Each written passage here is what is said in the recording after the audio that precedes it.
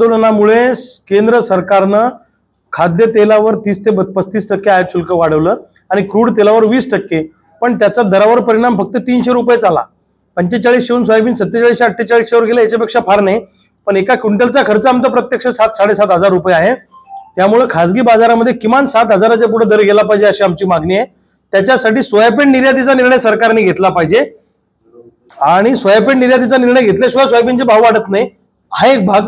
दुसरा भाग, कापसाच्या सूत निर्यातीला प्रोत्साहन देऊन खासगी बाजारात कापूस 10 ते 12 हजार रुपये प्रति क्विंटल किमान 2 महिन्यासाठी स्थिर करा अशी आमची मागणी आहे। सरकार हमी भावानं खरेदी करणार अशी घोषणा सरकारने केली, पण ज्या भावानं खरेदी करणार तो भाव आम्हाला मान्य नाही। सरकार मॉइश्चरची अट त्याच्यात घालणार, सोयाबीन निघाला 20 ते 25% मॉइश्चर असतं, हे 10-12% अट घालणार, म्हणजे 2 महिने आम्ही तिथे सोयाबीन नेऊ शकणार नाही। हे सोयाबीन खरेदी केलेला सोयाबीनचे पैसे 6 महिने आम्हाला देणार नाही आणि व्यापाऱ्यांचाच माल तिथे मोठ्या प्रमाणात जाईल। हे खरेदीला पण लिमिट घालणार आहेत, इतकेच क्विंटल आणा, बाकीचा माल कुठे समुद्रात फेकायचा का आम्ही? त्यामुळे सरकारला आमची विनंती आहे, डीओसी निर्यात करा, बरोबर सोयाबीनचे भाव वाढतील, ही एक मागणी। आणि महाराष्ट्रातल्या शेतकऱ्यांना अजूनपर्यंत पीक विम्याची पूर्ण रक्कम मिळाली नाही। कंपन्या आणि कृषी मंत्री, त्याचबरोबर इतर खात्याचे मंत्री आणि सत्ताधारी नेते तारखा देऊ बेजार आहेत। या विमा कंपन्यांनी जवळपास 10 महिने विमा लेट का दिला म्हणून त्या कंपन्यांवर काय कारवाई केली याचं उत्तर दिलं पाहिजे। या कंपन्या ब्लॅकलिस्टेड केल्या पाहिजे, विमा कंपन्या कृषी क्षेत्राशी निगडीत, आणि यांच्यावर गुन्हे दाखल केले पाहिजे, ही आमची मागणी आहे।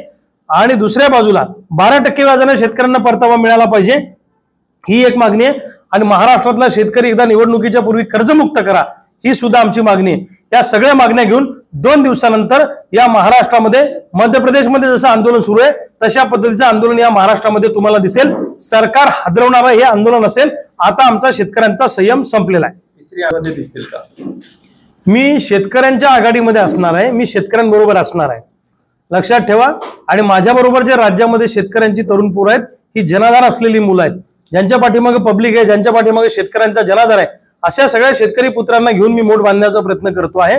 त्यामुळे जोपर्यंत शेतकऱ्यांचे प्रश्न सुटत नाही, जोपर्यंत सोयाबीन, कापूस, पीक विमा, कर्जमुक्ती, आम्ही जे काही मिशन हाती घेतलंय सोयाबीन कापूस उत्पादकांसाठी, जोपर्यंत शेतकऱ्यांचे प्रश्न सुटत नाही तोपर्यंत राजकीय विषयावर बोलण्यात काही अर्थ नाही। माझ्या दृष्टीने शेतकऱ्यांचे प्रश्न मला महत्त्वाचे वाटतात। तिसऱ्या आघाडीमध्ये मी तुम्हाला सांगतो, मी अजून त्या संदर्भामध्ये कुठलाही विचार केलेला नाहीये आणि माझ्या दृष्टीने शेतकऱ्यांचे प्रश्न महत्त्वाचे। शेतकऱ्यांचे प्रश्न पेंडिंग ठेवून राजकारण करणाऱ्यातला मी नाहीये।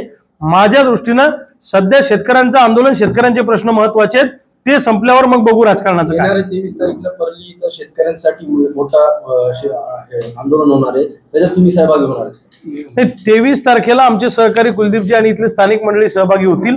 23 तारखेला माझा दौरा बुलढाणा जिल्ह्यामध्ये लागलेला आहे।